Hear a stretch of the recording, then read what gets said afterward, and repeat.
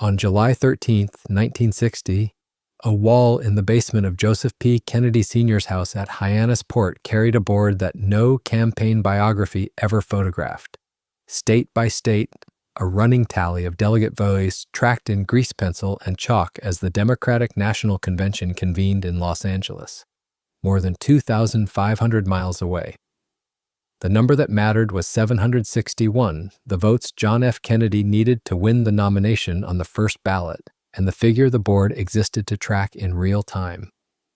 That board was not a souvenir of a family vacation. It was a working instrument of a national campaign, updated hour by hour inside a house the public knew only as a summer address. What happened next was not recorded in the campaign's official chronology. It was recorded on that wall and in the private files kept alongside it. Over the following 6 decades, the same compound would serve as staging ground 3 separate times for 3 generations of one family from 1926 to the present, and in each instance the public was shown a lawn, a sailboat, a game of touch football, while the paper trail, when it surfaced, showed something else. A medical decision made in secret in 1941, a relationship concealed through the early 1960s, 10 unexplained hours on a night in July 1969. This is the record kept behind the photograph. The house behind that photograph had a plainer history than the board suggests. Joseph P. Kennedy Sr. first rented the shingled cottage at Hyannis Port in 1926, then purchased it outright in 1928.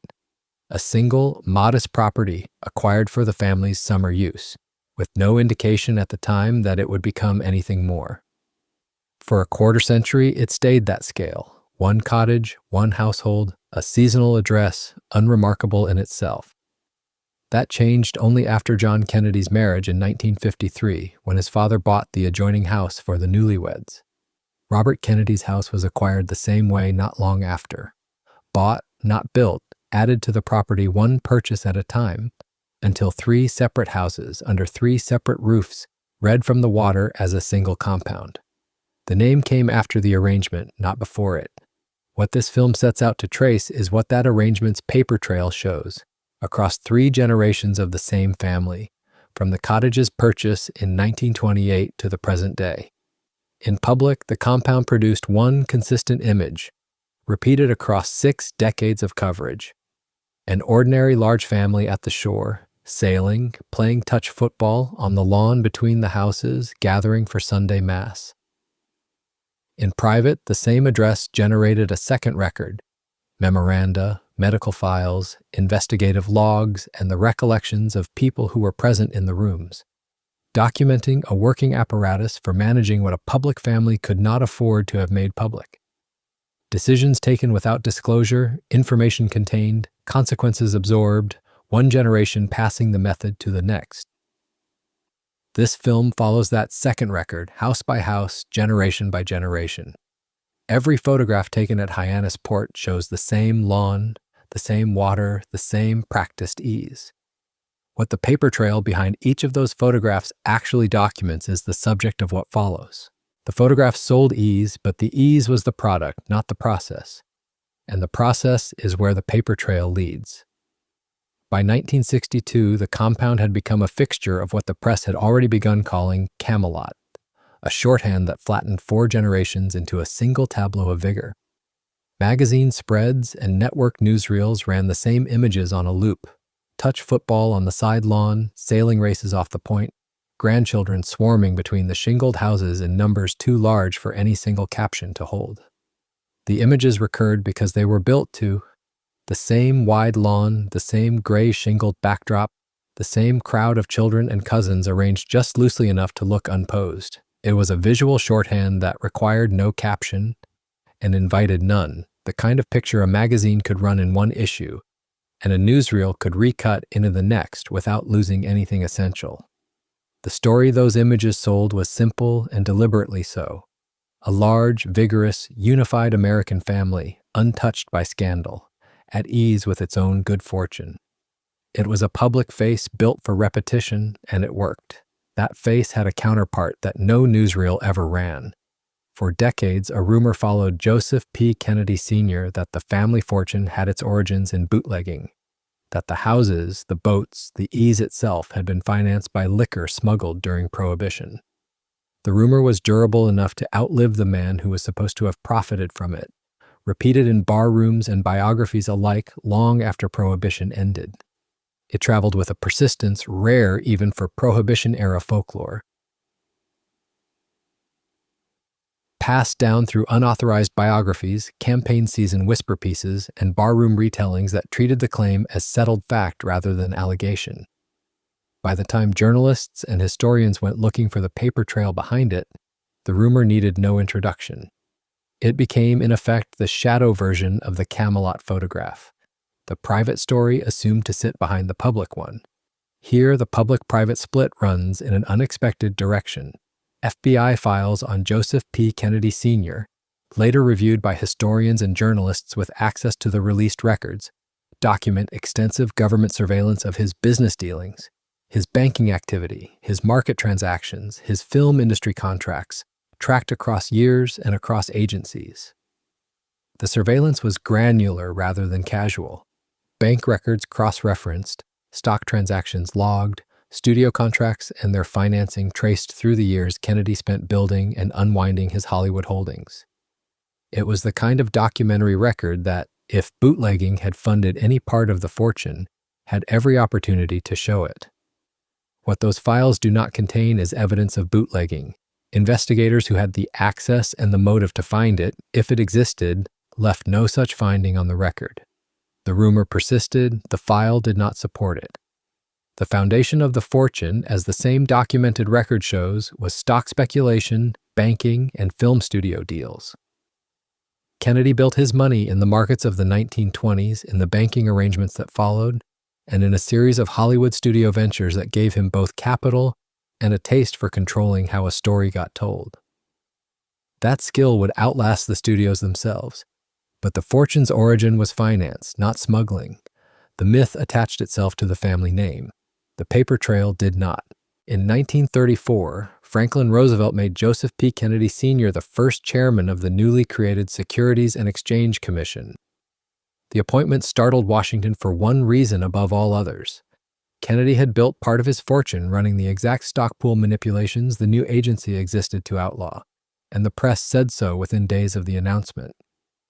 Roosevelt's aides later recounted that the president brushed the objection aside with a line that attached itself to the appointment ever after: "It takes a thief to catch a thief." The line was never confirmed as something Roosevelt said for the record. It survives as an anecdote passed down by the men who worked around him. Repeated so often, it hardened into fact. What made the appointment land as a public irony was not subtle.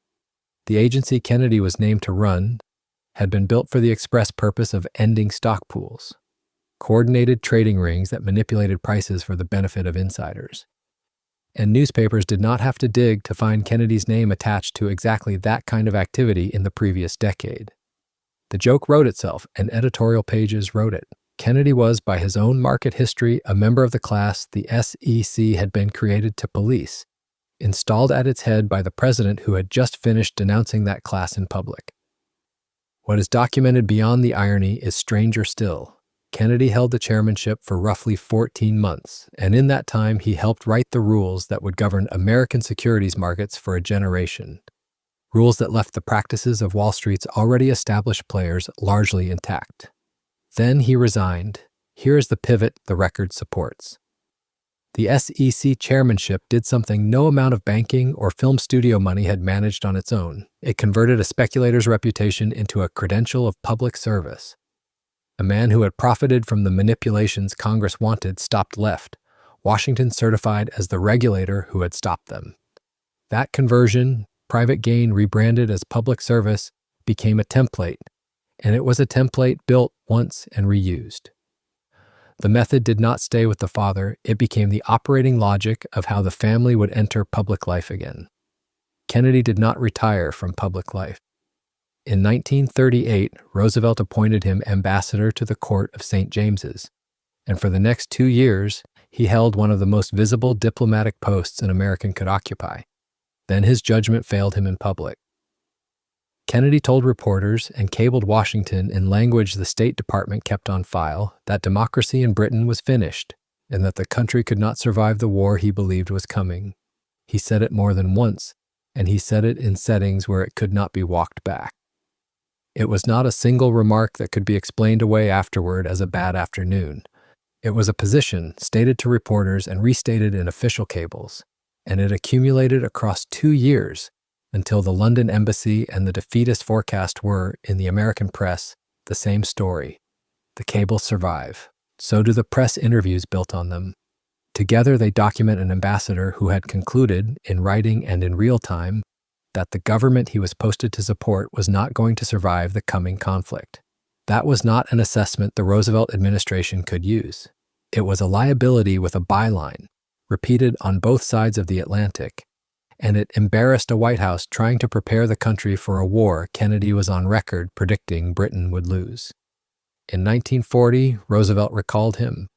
The recall ended Joseph P. Kennedy Sr.'s own ambitions for the presidency, an office associates said he had wanted since the day Roosevelt handed him the SEC. It also did something the paper trail shows more clearly with distance than it could have shown at the time. It redirected the family's political capital rather than extinguishing it. The ambition Kennedy had built in the markets, certified at the SEC, and spent down in London did not end with his recall from the embassy. It moved on to his sons. That is the first crack in the official story. Not a scandal contained to one man, but a transfer of purpose, decided, as the record indicates, by one man alone. In November 1941, at George Washington University Hospital in Washington, D.C., Joseph P. Kennedy Sr., patriarch of the family and its principal decision-maker, arranged for his 23-year-old daughter Rosemary to undergo a prefrontal lobotomy. He did so without informing his wife, Rose. He did so without informing any of Rosemary's siblings. The record indicates the decision was his alone, made in response to mood swings and a mild intellectual disability that he had come to regard as difficult to manage inside a family whose public image depended on order. What followed set in motion an absence that would define the rest of Rose Kennedy's relationship with her daughter, and a silence that would outlast both of Rosemary's parents. Decades later, the operation would be cited in the family's own recollections and in the medical literature on the procedure as one of the earliest and most consequential lobotomies performed on an adult patient by that particular surgical team. No memo, letter, or later interview places the decision anywhere but with Joseph Kennedy himself, made without a meeting, a vote, or a conversation among the people who would spend the following decades explaining Rosemary's absence. The operation itself was performed by Dr. Walter Freeman, a neurologist, and Dr. James Watts, a neurosurgeon, working together as they had on other patients that year. Rosemary was kept conscious throughout the procedure, awake on the table as the surgeons opened her skull. Surgeons asked her to recite the Lord's Prayer. They asked her to count backward from 100. The instructions were not incidental to the surgery. They were the surgery's only instrument of measurement, the means by which Freeman and Watts judged how much tissue to remove.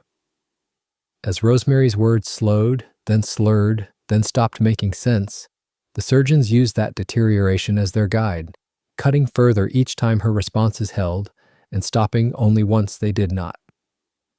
That was the entire calibration available to them, a woman's own failing speech, read aloud in real time as the measure of how much of her mind to take.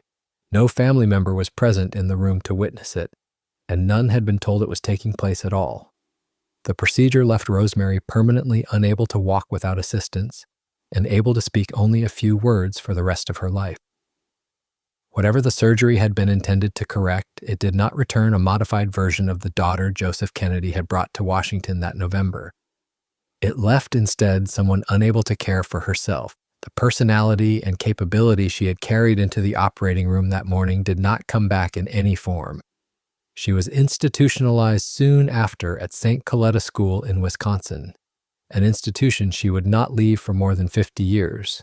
Her daily life from that point forward conducted almost entirely outside the family's public record and outside the frame of any camera the family allowed near it. For more than 2 decades afterward, the family's public account of Rosemary's condition did not change. She was described, in the version presented to reporters and to the public, as a woman with a disability present from birth. A lifelong limitation, not the documented result of a 2-hour procedure at George Washington University Hospital. No statement from the Kennedys named Freeman, none named Watts, none named the hospital or the year or the fact of the operation at all. Photographs and home movie footage from Hyannis Port in the years that followed continued to be staged and captioned to preserve the image of a complete, ordinary family gathered on the same lawn, sailing the same waters that appear throughout this documentary, while Rosemary lived hundreds of miles away, absent from every frame the country came to associate with the compound. By later accounts originating within the family itself, Rose Kennedy did not see her daughter again for years afterward, a separation the public record of those years does not mention at all. The fact of the lobotomy entered the public record only in fragments, and only much later. Rose Kennedy's own 1974 memoir, Times to Remember, contained the first acknowledgement to reach a wide readership, though even that account remained partial, offered on the family's own terms and in the family's own language, more than 30 years after the operation itself. Fuller reporting followed across the 1980s and 1990s as journalists worked from medical records, institutional files, and the family's own later limited acknowledgments to reconstruct what had actually happened inside George Washington University Hospital more than 3 decades earlier. The year that full account first reached the public remains a matter of some dispute among historians. What is not disputed is the distance between the operation and its disclosure, a distance measured not in months but in decades, and carried for most of that time by one man's decision alone. That distance is the record that remains. Barbara Gibson entered the Kennedy household in 1968 as Rose Kennedy's personal secretary, and she did not leave for a decade. For 10 years, she lived and worked inside the main house at Hyannis Port, present through the span of 3 generations under one roof. The matriarch who had built the family's image, the children who had inherited its expectations, and the grandchildren who were only beginning to learn what the name required of them. No other staff member's account of that household has survived in comparable detail. No other insider stayed as long, watched as closely, or wrote it all down. What Gibson kept was not memory alone.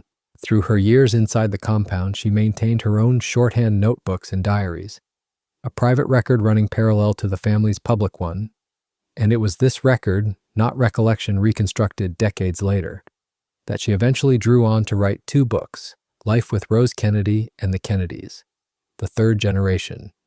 The distinction matters. A memoir written from memory is subject to the drift of years. A memoir written from contemporaneous notebooks carries the weight of a document. An authorized family biography, by contrast, is written toward an image already decided in advance, its details selected to support a conclusion set before the first page. Gibson's notebooks were written toward nothing, entries logged in the moment with no reader yet in mind, which is precisely what makes them harder to dismiss. Gibson's account is the sharpest documented evidence available of what the compound's daily machinery actually looked like from inside it, and the person who understood that machinery best was, for decades, barely a footnote in the family's own telling of itself. The household Gibson described ran on schedule the way an institution runs on schedule, not the way a family typically does. Rose Kennedy managed the day down to its hours, and according to Gibson's account, she managed the family's public image with the same precision, deciding which photographs left the house and which did not. The notebooks Gibson kept, by her own account, logged details that never appeared in any authorized biography. Family members' weight, their allowances, their comportment, tracked with the same discipline a manager might apply to a workforce. It was bookkeeping in the literal sense, kept by the person whose job title was, on paper, secretarial. A number written next to a name in a private notebook does not announce itself to a camera the way a smile does, and that is the gap Gibson's account exposes. The public photograph showed a matriarch at ease with her family, while the private ledger behind it showed a matriarch keeping score. The warmth projected in public photographs sat over a private ledger of measurement and correction, and Gibson was the one holding the pen. There was a boundary inside that discipline too, and Gibson's account describes where it sat. Certain subjects, she has said, were understood among staff to be off limits for discussion outside the family. not forbidden by any written rule that survives, but enforced by a shared understanding of what a member of the household did not repeat. That kind of control does not require a memo. It requires only that everyone inside know the line without being told twice, learn the way any household rule is learned, through correction rather than instruction, until the silence becomes habit rather than policy. What Gibson's account documents, in effect, is a compound that managed its own record the way an institution manages a file, restricting what left the building and trusting its staff to police the rest quietly from within. Gibson's notebooks were never sealed by any court or statute. They did not need to be. For most of the decade she spent inside that house, they existed nowhere but in her own shorthand, in her own possession, unread by anyone outside it.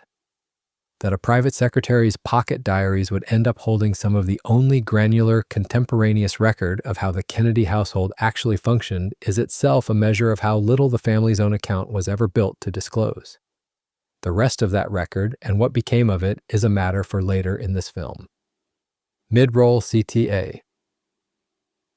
If this kind of investigation is what you're looking for, subscribe. This channel follows the paper trail, not the press release. The files do not end with a governess's shorthand. They widen into inquest transcripts, White House phone logs, hospital admission records, and the sworn testimony of a Senate committee.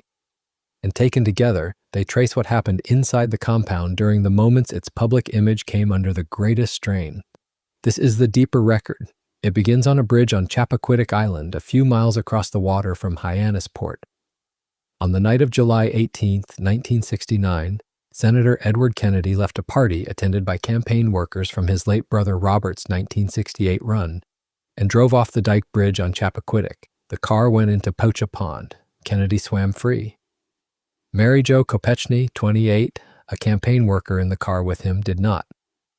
Kennedy did not summon help. He returned to his hotel in Edgartown and, by his own later account, lay in his room through the night, rather than waking the ferry operator, the police, or anyone else on the small island who might have reached the car before morning. The gap that followed has its own shape in the record, independent of what caused it. It ran from the accident sometime after midnight to the following morning when Kennedy finally reported the death. Roughly 10 hours in which the car remained submerged and Kopechny's body remained inside it. In that interval, by the account Kennedy later gave under oath, he returned to his room, spoke with no one, and did not seek out a telephone until morning. When he did move, he did not go to the police station a short walk away. He walked instead to a payphone and placed a call to Burke Marshall, a family lawyer, and only after that call did he report Kopechny's death to the authorities on the island. The order of those calls, lawyer first, police second, is itself part of the record, undisputed and unexplained by anything Kennedy said publicly at the time. In the days that followed, the compound at Hyannis Port filled with a familiar cast. Robert McNamara, Theodore Sorensen, Richard Goodwin, Kenneth O'Donnell, Burke Marshall, Milton Gwertzman, and others. Roughly 10 men in total, veterans of 2 national campaigns, gathered not to plan a candidacy, but to draft a single television address. What that gathering produced was not a single statement, but a sequence of them. Drafts read aloud, lines struck, phrases tested for how they would sound delivered on camera rather than read on a page. The address went through revision after revision before Kennedy sat for the broadcast. The same rooms that had once staged touch football games for the press now staging the sentences a senator would use to account for a young woman's death. The compound that built the Kennedy image became, that week, the room where the image was repaired. No independent investigation was announced from that house. No timeline was released for public review. No account of the 10-hour gap was offered beyond what the assembled advisors judged the country would accept. Just a statement, redrafted for days, delivered on television the following week. The inquest came a year later, and the same machinery that had produced the television address was, by most accounts, still in operation around it. In January 1970, Judge James Boyle, presiding over a formal inquiry into Kopechny's death, concluded that Kennedy's operation of the vehicle had been negligent and had likely contributed to it. Kennedy pleaded guilty to leaving the scene of an accident and received a 2-month suspended sentence. The public response to Boyle's finding was shaped once again by advisors who had spent the previous summer learning what language the senator's office could survive releasing. Kennedy returned to the Senate. The file on Dyke Bridge closed there, at least as a matter of law. The paper trail from the years before Chappaquiddick runs through a different kind of record: White House phone logs. Between 1960 and 1962, Judith Campbell Exner maintained a documented relationship with President Kennedy. During the same period, she was also involved with Sam Giancana, a figure in organized crime under federal investigation at the time. Logs from the White House switchboard, examined years later by congressional investigators, recorded dozens of calls placed between Exner and the White House across those 2 years. A private channel running alongside the public duties of the presidency, unremarked upon in any contemporary record of the administration's schedule. When those logs surfaced publicly, years after Kennedy's death, they did more than confirm a relationship. They gave historians a second ledger against which to check the administration's carefully managed public calendar, and the two did not match. The administration's public schedule showed a president occupied with the Cold War and a young family. It never mentioned the calls the switchboard had logged. In 1975, Exner testified before the Senate's Church Committee, then investigating a reported CIA plan developed in cooperation with organized crime figures, including Giancana, to assassinate Cuban leader Fidel Castro. Her testimony placed her, and by extension the same switchboard logs, inside a Senate inquiry into an intelligence operation the public had never been told about. Kennedy's own health was concealed in a similar shape, though the concealment began earlier and lasted longer. Kennedy was diagnosed with Addison's disease in 1947, a disorder of the adrenal glands requiring lifelong corticosteroid treatment. Through his 1960 campaign for the presidency, Kennedy and his aides repeatedly and publicly denied that he had the condition.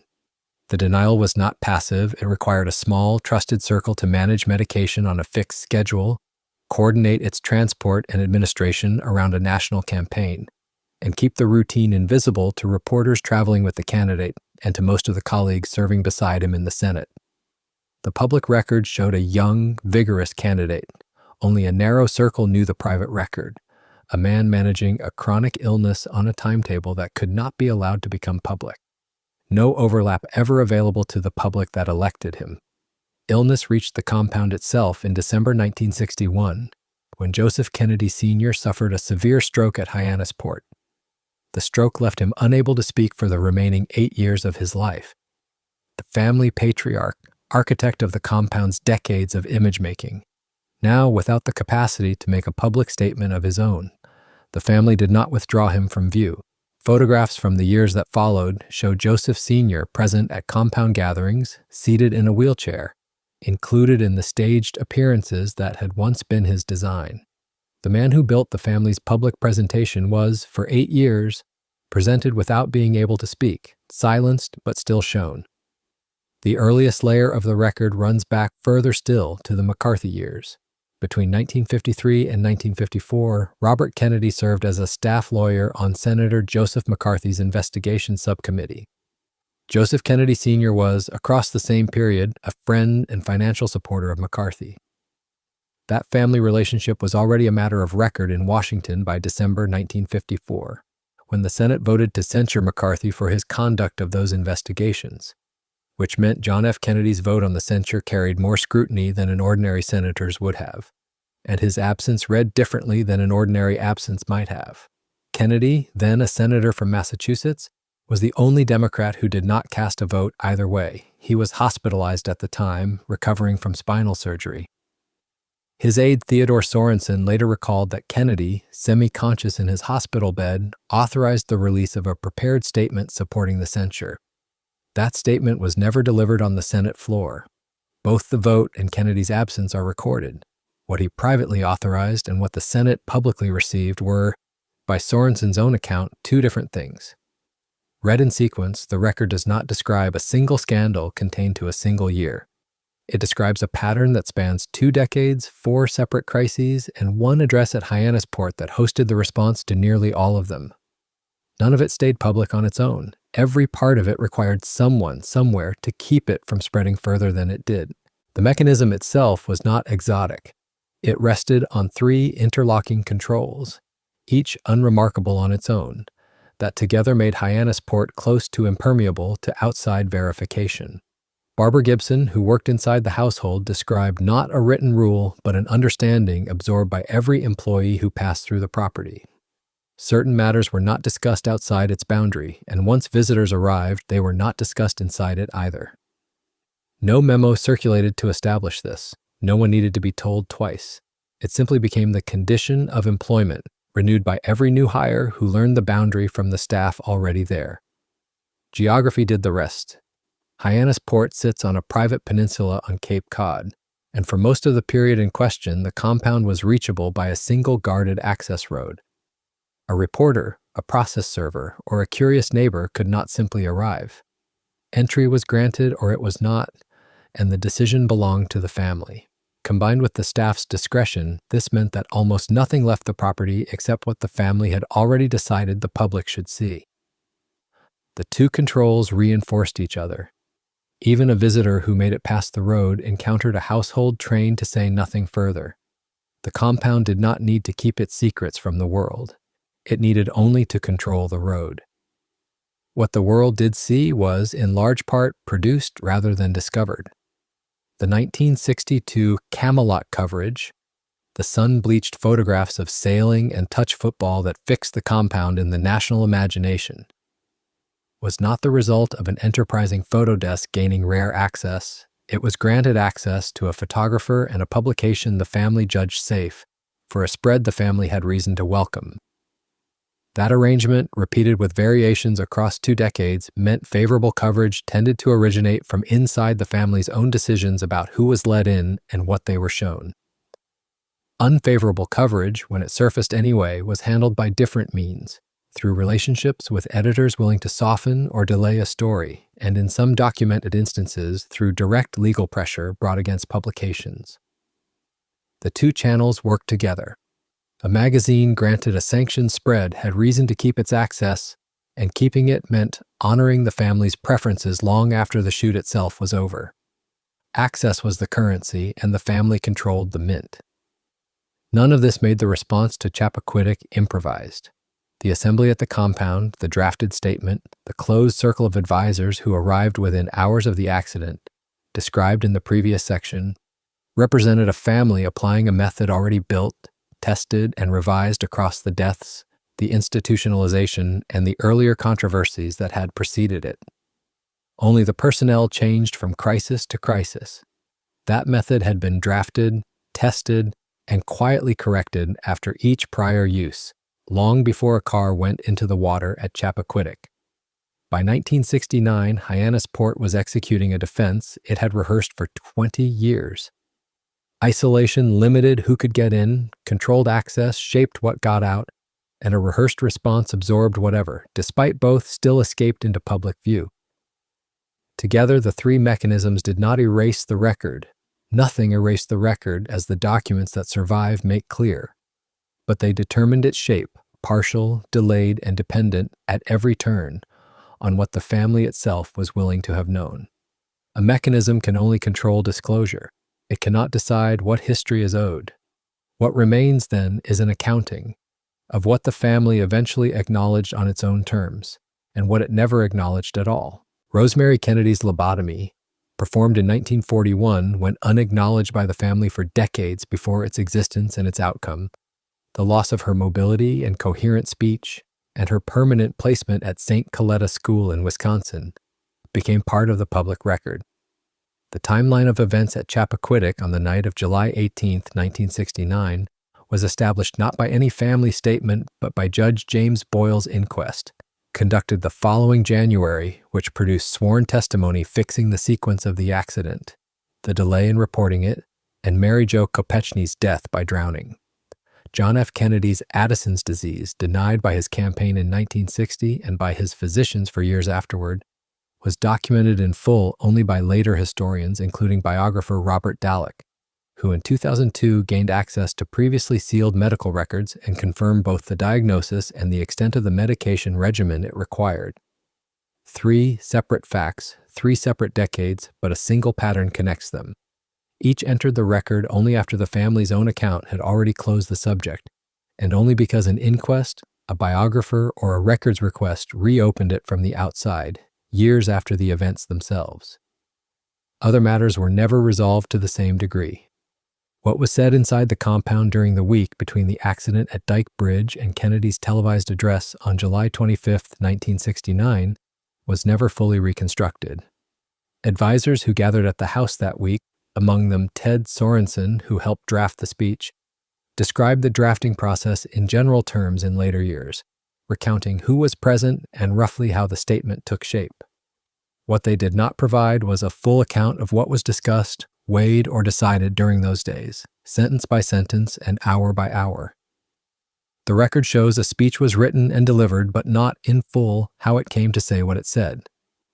A comparable gap surrounds Judith Campbell Exner's 1975 testimony before the Senate committee investigating intelligence abuses, in which she described her relationships with John F. Kennedy and with figures connected to organized crime plots against Fidel Castro. Exner testified to her own knowledge of contacts between the president and mob figures. She did not testify, and no subsequent record established the full extent of what she knew about the assassination plotting itself. What she disclosed became part of the Senate's file. What she did not disclose or did not know stayed outside it.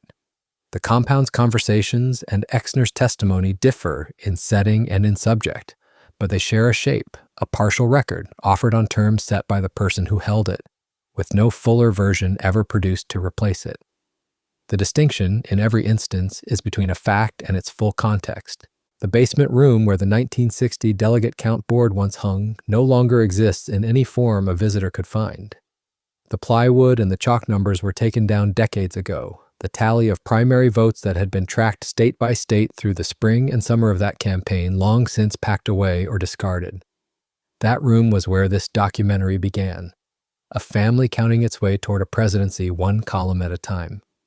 What remains at Hyannis Port now is not the war room, it is the address.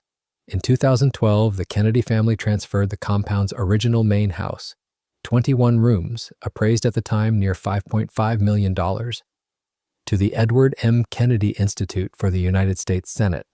The transfer fulfilled a promise Edward Kennedy had made to his mother, Rose, that the house where the family's political life had been organized for half a century would be preserved for public and educational use, not sold off or divided among heirs. The room that once held the delegate count, the strategy sessions, and the photographs of a president-elect walking the lawn now belongs to an institute chartered to teach the workings of the Senate to visitors who never knew the family personally. The house is no longer private, it is, by deed, public history. The rest of the compound did not follow that path. John F. Kennedy's own house and the others built up around Joseph and Rose Kennedy's original purchase remain in private hands, held by descendants who have kept them out of any public trust or institutional record. Hyannis Port is, in that narrow sense, split down the middle of its own history. One house given away to be studied, the others kept to be lived in. Both halves sit on the same stretch of shoreline. None of that division is visible from the water. Tourists still photograph the compound's gate from the public beach, the same sightline that has drawn cameras since the Kennedy administration. And the picture they carry home looks much as it did in 1960. White fence, green lawn, the houses set back and half obscured by hedge. That photograph shows a family's summer address. It was never built to show the paper trail behind it. A sealed medical decision made about a family member without her knowledge. A 10-hour delay in reporting a car off a bridge. A Senate testimony that closed one gap in the record while leaving another open beside it. The gate does not show any of that. It was never designed to. The pattern holds for the compound as it held for every figure this film examined. The public fact, a house, a gate, a family name attached to a stretch of Cape Cod shoreline, survived every decade intact. The fuller record, when it existed at all, sat elsewhere, in a Senate transcript, a hospital's internal file, a call log timed to the minute. Hyannis Port did not require concealment to remain a postcard. It required only that most of what happened there never left the family's own paper. That is the postcard, and that is the file. Both are real, and both belong to the same address. Only one of them was ever meant to be photographed. Outro. If you want to follow the next investigation, how another American political dynasty turned a private compound into its own paper trail and what its sealed records still withhold, watch that one next. 1. Exact 1962 magazine title/issue for the Camelot photo spread, referenced twice in the body, the public face, how the cover held. 2. Year of first full public disclosure of Rosemary Kennedy's lobotomy to a wide audience. Sources diverge between Rose Kennedy's 1974 memoir, Partial Acknowledgement, and fuller reporting in the 1980s to 1990s. 3. Complete roster of advisors who convened at Hyannis Port after Chappaquiddick, core names, McNamara, Sorensen, Goodwin, O'Donnell, Marshall, Gwertzman, are documented. The full list of others is not confirmed to primary source standard. 4. Exact wording of Judge James Boyle's inquest finding on Kennedy's negligence. The substance, negligent operation likely contributing to Kopechne's death, is documented. The precise phrasing used in the ruling is not confirmed. 5. Specific instances of legal pressure brought against publications over unflattering Kennedy coverage. The practice is referenced in secondary accounts of the family's press management. No specific case is confirmed to primary source standard in this research pass.